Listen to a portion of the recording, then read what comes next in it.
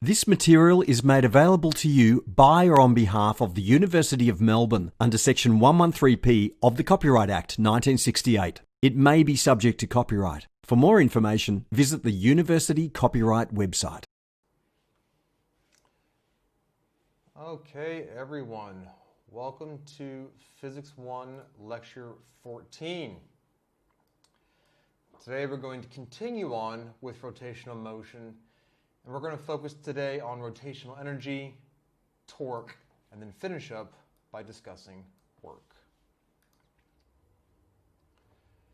So last lecture we discussed things like angular variables, angular displacement and velocity, and acceleration, and we looked at analogies with linear motion.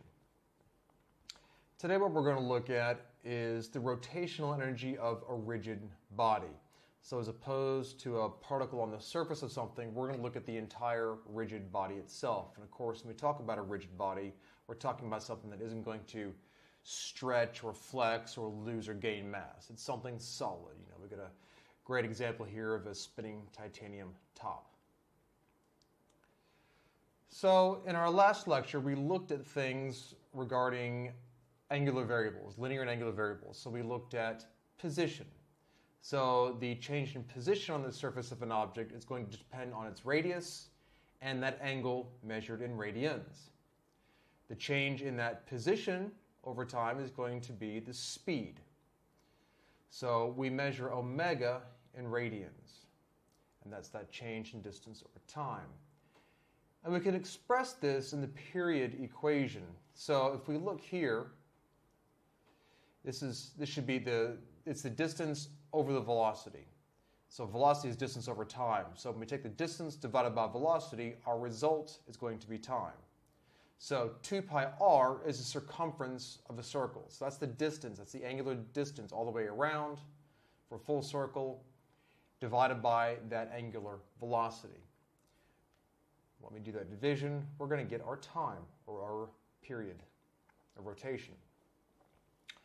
So we looked at momentum before. Well, as we know, mv is momentum, 1/2 mv squared is energy, kinetic energy. So we're going to use the same basic principle. We're just going to look at this in terms of energy.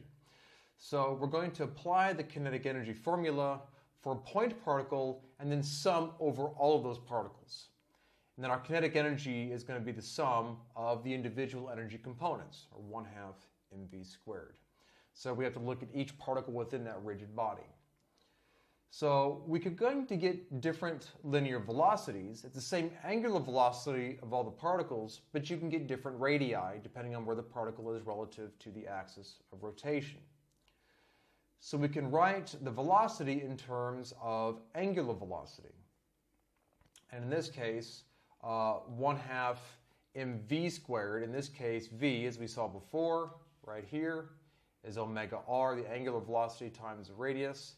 We simply plug that in. Try to get my cursor over here, right in here. So it's 1/2 mv squared.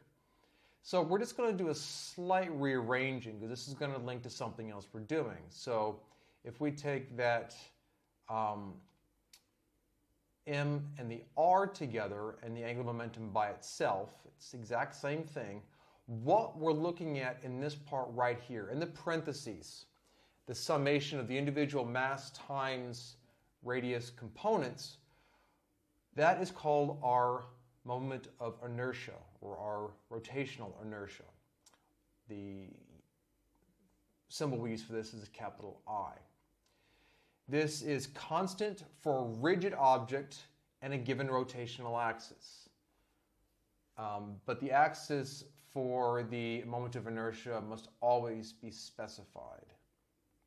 So the moment of inertia is going to be different for an object depending on its rotation of axis, a rotational axis.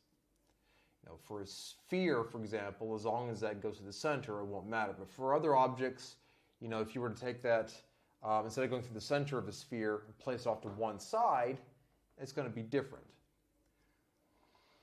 So in this case, we can write our moment of inertia, or our rotational inertia, as the sum of all the individual components of that unit of mass times the unit of radius squared. And we can simply rewrite kinetic energy in this case as 1/2 I omega squared. This is our radian measure. So this is just going back and combining the equations we used before. So again, you've got the video, pause, go back if you need to.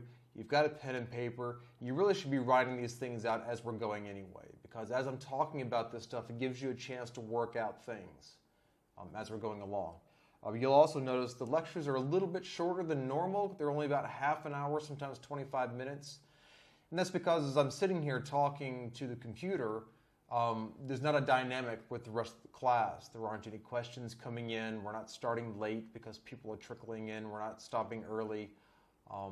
It's the same content as if we were delivering a full hour in-class lecture. It's just the delivery system that we're utilizing now is different, which means the lectures are going to be a little bit shorter. But as we're doing these lectures, as they're watching them, you should have your pad and your pencil, and you should be working out the equations and the mathematics as we go through it.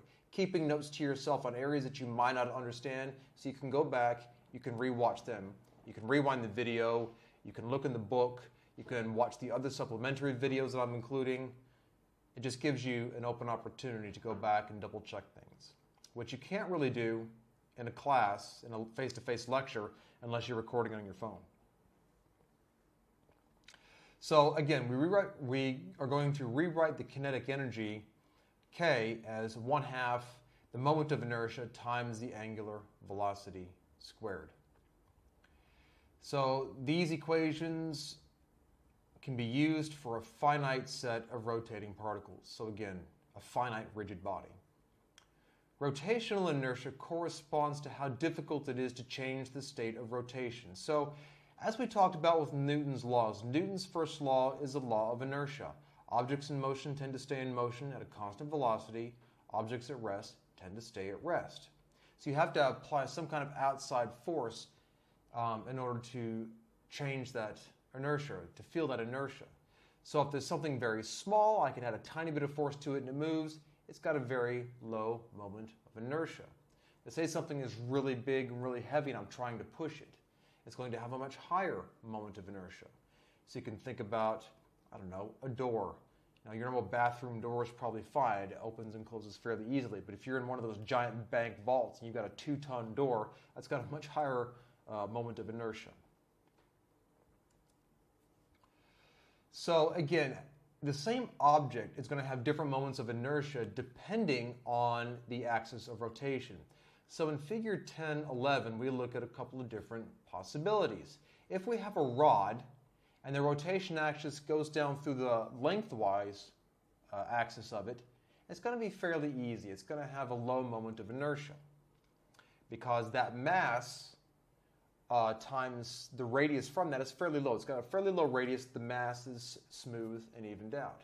However, if we just take it perpendicular through the rod in the middle of it, it extends out quite a bit. We've got that mass is now much further away. Therefore, you're going to have a higher moment of inertia. And what that means is it's going to be easier to rotate something if the axis is along the length of it, where it's going to be harder to rotate it if it's perpendicular. It's just a nice, simple example. So checkpoint number 4, let's have a look. The figure shows 3 small spheres that rotate about a vertical axis. The perpendicular distance between the axis and the center of each sphere is given. It gives us that radius, r, and it gives us the mass. Rank the 3 spheres according to their rotational inertia about the axis, the greatest first. Okay, we're just going to use a simple equation. Mass times the radius. 36 times 1 squared, it's mass times the radius squared. 36 times 1 squared is 36. So if the radius is 2, 2 squared is 4, 4 times 9 is 36. 3 is the radius, 3 squared is 9, 9 times 4 is 36. They're all 36. They're all equal. So to put this in terms of calculus, if you've got any kind of a rigid body, we can simply integrate over that body itself. And the moment of inertia is going to be the integral of r squared times that mass component, that infinitesimal mass component. This is for a continuous body. Now, in principle, this is just the base equation we can use, though depending on the shape of the object, we can get into some really challenging integrals. We're going to show a couple of easy examples and then some examples where it gets a little bit more difficult. So there's a common set of shapes, common shapes for which values have already been calculated, and we're going to give that to you in table 10.2. These are ones that are used. They're fairly easy, and they're used on a pretty regular basis in these types of problems. So the first thing we're going to look at is a thin hoop. So this is, when they say thin, they mean the thickness is negligible, but that's where the mass is concentrated, on that outside part of the hoop. So if you have the axis which goes through the middle of the hoop, the open part, perpendicular to the plane of the mass itself, what we can think of is that radius is going to be constant all the way around that. And that mass is going to be your differential mass, that dm, all the way around. So it's actually not that difficult. You know, the component of the mass, the dm, times that radius squared, that radius is constant the entire time. If we sum over that, we integrate the whole thing, we're just going to get our moment of inertia is equal to mass times radius squared. That's the total mass of the thin hoop itself. So for a given mass, this is the largest moment of inertia for which the rotation axis is also the axis of symmetry of the object. And we're going to show you some examples of where this particular idea is used quite a bit in practical things like engineering. That was looking at a thin ring of, infinitesimal mass, really no thickness. But what happens in the real world if you've got some kind of thickness to it? Well, what you're looking at is you've got the inside radius from the rotational axis point to the inside thickness, and then radius 2 is to the outside of the thickness. So what you have to do is find the average of the two, the average radius of the two. So what you can do is you take your r squared for 1, r1, plus the r squared for 2 divided by 2 times the mass. You can simply write that as 1/2 m times the sum of those two radiuses, the sum of the squares of those two radii. So ideal simplest solution right here for a thin hoop, and we do a real practical hoop. Very similar, it's just looking at the average of these two. Okay, what about the moment of inertia for a rod? So in this case, like we looked at before, the axis point, the rotation axis point, is going lengthwise in the rod. So the moment of inertia of an annulus as the rod has a limiting case of r equals 0. That means you start in this rod at the radius being 0 and then moving out to some value. The moment of inertia is less than that of the hoop for a given mass because not all the mass is concentrated at the distance r. So as opposed to the hoops, all the mass is at some distance r. In this case, it's solid. You got the circle with the thing going through it. So you're going to have components at the 0 point all the way out. So you have to integrate over that. So the moment of inertia vanishes for a thin wire. So if it's infinitesimally thin, there's no moment of inertia because there's no radius. It's simply on the axis point itself. But otherwise, we can write it as 1/2 mr squared. So it's the radius of that, it's the half. Now, we can also look at the moment of inertia for a solid uniform sphere. So this is a solid sphere like a bowling ball or something. And it starts to get a little bit more complicated the more complex the shape is. So, we've got a factor of 2/5 arises because the mass is distributed over the radial distances ranging from 0 on the origin axis to r points on the equator. The average value is necessarily less than r, and the moment of inertia is smaller than that on the hoop of the same mass. So, you can practice doing the actual derivations for each of these, and I'm going to see if I can find a video online that shows you how to work out the derivations for each of the shapes. But you're simply having to integrate over that shape, that volume, and that mass. So in the case we have something like a shell. So no longer a bowling ball where it's solid, now it's a sphere, but all the mass is concentrated at the outer edge, like an empty eggshell or something, but a sphere. Bad analogy using an eggshell. We get our moment of inertia as 2/3 mr squared. We can actually see this point here, table 10.2, where we've got a whole different range of moments of inertia. So the basic principle is the same. It's the mass times the radius. But when you have to integrate it over different shapes of different types, this is where the complexity comes out. So these are some examples that we're going to utilize in your homework and in your problems and in the tutorials. I don't anticipate that I'm going to have you try to derive one of these in your final exam. But you do need to know how these function and how they work. So it's good to give a little bit of practice trying a couple of these. It's a bit of mathematics, a bit of calculus, but it's actually a bit of fun. And if you practice doing it, you're really going to understand what it means and how it works. So for some real-world examples, you can see how technology in the past and modern technology utilizes this basic principle. You can utilize this sort of weighted ring on the outside spinning very rapidly as a gyroscope. In each of the 3 dimensions, it stabilizes it because of that resistance to inertia. You can see the old-fashioned sewing wheel. So you would have your foot and you would push this thing that will cause the wheel to spin. And as the weight is concentrated, the mass, is concentrated on the outer part of that circle. It won't be a pretty big circle. It can keep a lot of momentum going for quite some time. It has a really high energy continuum. So you can see this from sewing machines to objects in NASA. You can use these on spacecraft. Flywheels, energy recovery devices, rotation of the steam engines. There's just about a gazillion different applications for this.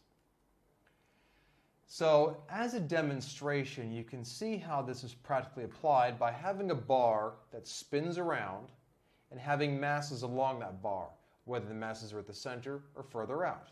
And as you might imagine, something that's at the center, if you apply the same rotational force to it, if those masses are towards the center, that means the radius is small. That means it's going to have a lower moment of inertia. If it has a lower moment of inertia, then it's not going to be as difficult to make it move. So if you apply the same force, it's going to spin much faster. If we take those weights and we push them out to the very end, then it's going to have the maximum moment of inertia. It's going to be much higher. It's going to be harder to twist that around. So as the force is applied to trying to rotate it, with the higher moment of inertia, with those masses further out, it's not going to go around as fast. So, we utilize this in the lab. I can't show you the videos on here, of course, but there's one where it's a small moment of inertia and one where there's a large moment of inertia. And I'll take these links and I'm going to put them in underneath this video, as well as the other supplementary videos in the announcements page and in the week modules page for the content. So again, if you want access to all the supplementary material, I'm putting it on both the announcements page and in the modules link where it goes to that content. I've been putting everything on the announcements page since the beginning. It's a little bit easier to find there. You can get straight to it. But the stuff on the announcements page and the modules page is the same. Now we get to something tricky. What happens if we have some kind of strange shape? There is the center of mass, but then our rotational axis is not on the center of mass.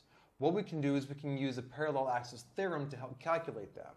So if we know the moment of inertia for the center of mass axis, we can find the moment of inertia for a parallel axis with the parallel axis theorem.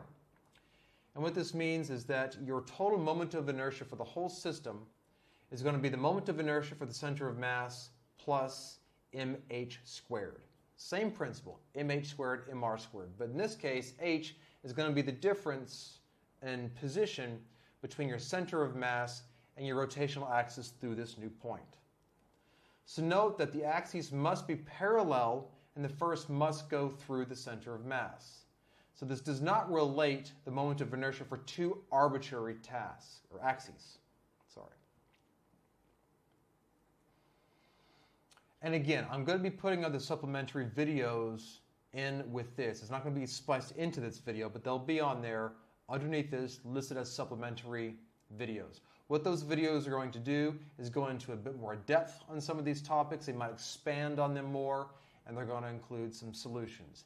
And of course, as I've been doing for quite some time, there is a link in the I'll put at the top of each one of these in the announcements page where you can access all of the worked out solutions, the fully worked out solutions to all the problems in the back of your textbook. So if you come to those questions and problems, it's not just the final answer, it's actually the fully worked out solution. So let's calculate the moment of inertia for figure 10.13. Oh, I think sorry, that should be 10.13. I think what happened is that text got moved behind the image here. So this is 10.13 here. So in this case, in this case, we have a rotation axis through the center of mass. So there's two particles separated by a distance L, a length L. So if you put the axis of rotation through the center of mass, then the distance between the center of mass and the mass itself for each of those is going to be 1/2 L. That's going to be the radius. So we can utilize this theorem as we did before. So what is the moment of inertia for the center of mass? Well, the center of mass, the radius is 0. It's at the center. So that first part is 0. Plus mass times the length between them squared. So the total length is L. So it's simply mL squared. Nice and simple. Well, let's try to utilize the parallel axis theorem. Well, the parallel axis theorem says, well, we had it at the beginning, rotation, or the center of mass. Now let's move it to one or the other. So we're going to put the rotation axis through the end of the rod now. And same as we utilized before. So we have the center of mass, moment of inertia, and that now is this distance h squared. And that distance, of course, is L. So we have 1/2 mL squared plus the two masses times 1/2 L squared. And utilizing either method gives us the same result. We can summing by the particle or using the parallel axis theorem. So if you're a little confused by that, get your pad and paper out, use equations we've been going through, and try it yourself and see what you get.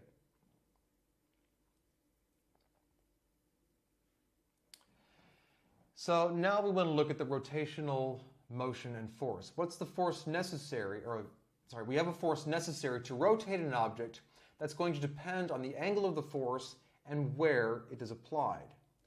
So we can resolve the force into components and see how it affects the rotation. So for figure 10.16a, which is up here, I'm looking at a larger computer screen, so if you're wondering why I'm looking off camera, I've got a bigger screen. It's hard for me to see it on my laptop. So we got this arbitrary sort of mass here, arbitrary mass shape. The rotation of axis is at point 0. Now we're going to add a point on the edge of that of some radius r, some distance r, that's a vector, and then we're going to add some force component. The torque, which we're going to talk about in a second, due to this force causes rotation around the axis. So whatever angle it is, we're going to apply that force, and it's going to cause it to move around the axis. But actually, it's only the tangential component of the force that causes the actual rotation. It's not the point pulling straight out, the radial force, it's the tangential force that's going to cause it to move around. So you can calculate the same torque by using this moment, arm, distance, and the full force magnitude.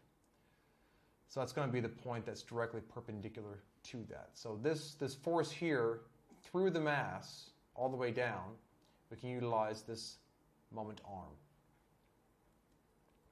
So what are we getting at? Well, let's talk about the concept of torque.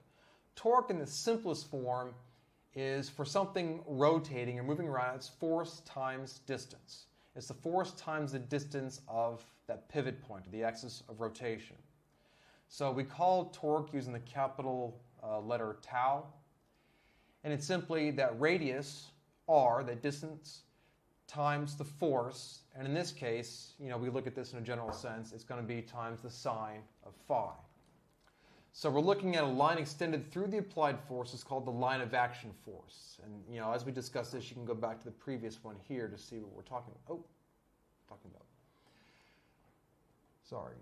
A line extended through the applied force is called the line of action force. The perpendicular distance from the line of action to the axis is called the moment arm. The unit of torque, because we're looking at force, which is newtons, times distance, which is meter, is Newton meter. It's also the same for joules. But torques are never expressed in terms of joules because torque is not an energy. So it's interesting because you'll notice, you've probably seen this before in a couple of examples, where the units can be the same for two different quantities. Even though those quantities aren't the same thing, the units can still be the same, the base SI units. So in this case, just like we use for the right-hand rule, torque is positive if it goes counterclockwise rotation, otherwise it's negative. So if you're unsure, right-hand rule, what's the direction? If it's counterclockwise towards your fingers, then it's positive. If it's backwards, then it's negative. For several torques, the net torque or resultant torque is the sum of all the individual torques. So checkpoint number 6. Let's look at an example. The figure shows an overhead view of a meter stick that can pivot about the dot at the position marked 20 for 20 centimeters. All 5 forces on the stick are horizontal and all have the same magnitude. And what they mean is we're looking down. This thing can spin in this direction or this direction. Rank the forces according to the magnitude of the torque they produce, giving the greatest first. So let's just have a quick look at this. So our rotation point is right here, 20 centimeters, which means this distance is 80 centimeters, this distance is 20 centimeters. Let's just have a look at each of them. So if the pivot point is right here, this one here, if we apply a force in this direction, then that means our angle, phi, is going to be 0. And what's sine of 0? It's going to be 0. So that's going to be the lowest one. There's actually no forces, no torque working on that. If F2 was pointing straight down, again, the same thing. You'd be pulling, it's like trying to close the door, so you're pulling right at the pivot point. You can't do anything. It's not going to move. But it's not. If we look at F1, we can see that it's going to be moving in this direction, but it's not just the distance from here to here. We've got all of this mass on the other side counterbalancing that. So you're not just pulling down from this pivot point as if the rod were this length. When you look at this total length here, this is going to be by far the most torque required. So F1 is going to be the greatest magnitude. If we look at the other torques, well, the torque pointing in this direction is going to have the greatest amount of torque. So given this value, we can see that F3 is going to be the second largest value. We can look at F2 and F4. F4 being at this distance away, this radial distance away. When you take the mass and the radius component, then F4 is going to have the third highest. F2 will have the fourth highest. And as we already showed, F5 is going to be 0. So it's not going to have any. So again, if you don't believe me, go back, look at our equation right here, and go back and just calculate each one of them. You can give this, as long as the force is the same, it doesn't matter. Give it 1 Newton if you want. But try each of those components. Sit down on your pad and paper, work out the mathematics, and you'll see exactly how we came to that. So what we're going to do in this case is rewrite force, which is mass times acceleration.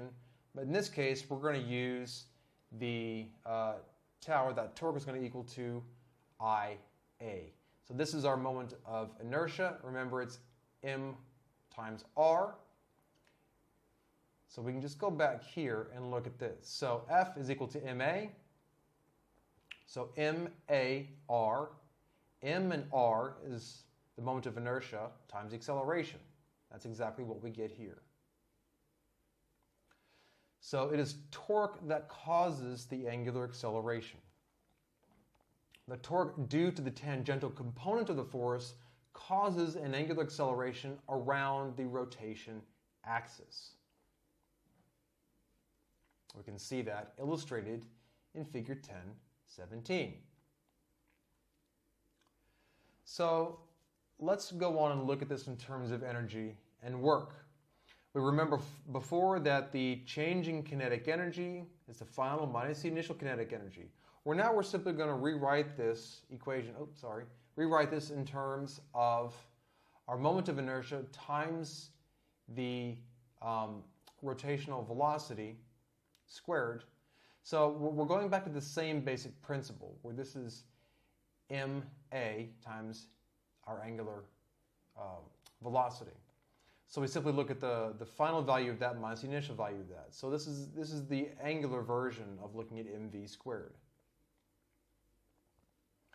So when we find that change in those, we get our work. Therefore, we can think about our work being the integral of the torque with respect to that angle, theta. Where this is a boundary value problem, we're going to use our initial and our final theta.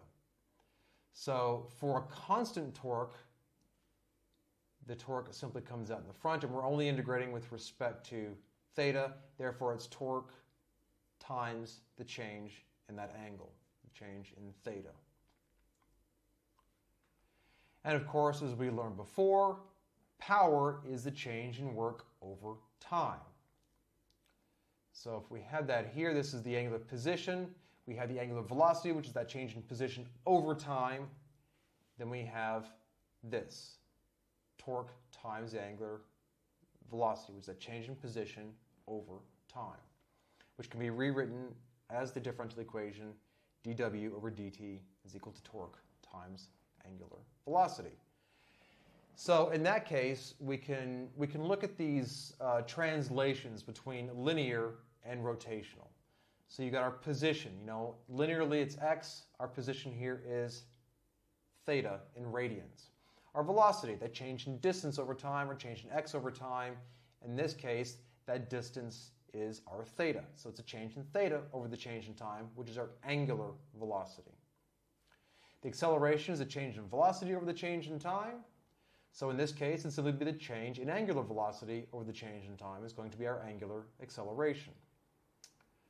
We can think of our mass, that's equivalent to our rotational inertia. We just go down the list in table 10.3. But you can see how each of these are related because of the direct translation from the linear system to the rotational system. So in summary, we've looked at kinematic equations with respect to rotational motion.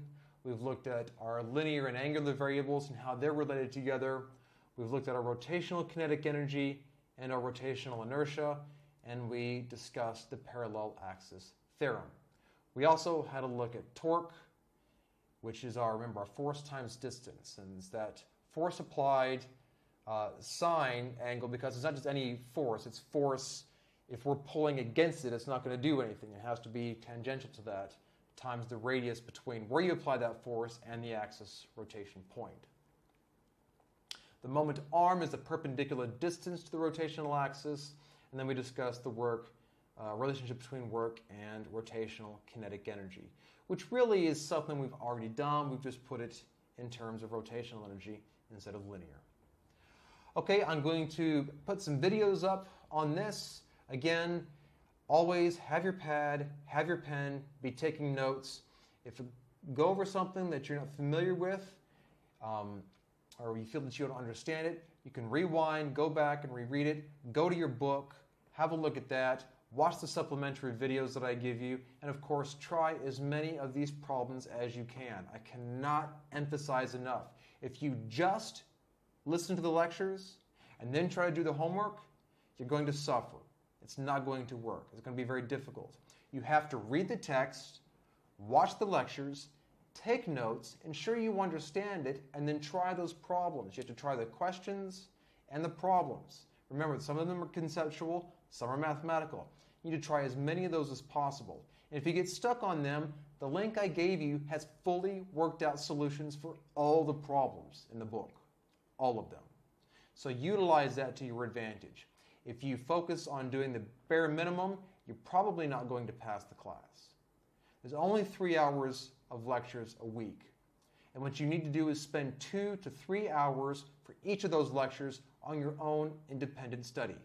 Watch the videos, work the problems, read your text, put some time and effort into this. You need to be doing between 9 and 12 hours or 6 and 12 hours of study per week. If you do that, it's going to arm you with the tools you need, the experience you need, and the understanding you need to be able to smash this class and pass your final exam. If you don't do that, it's going to be a struggle. But have a crack, have a go, and I'll see you next time.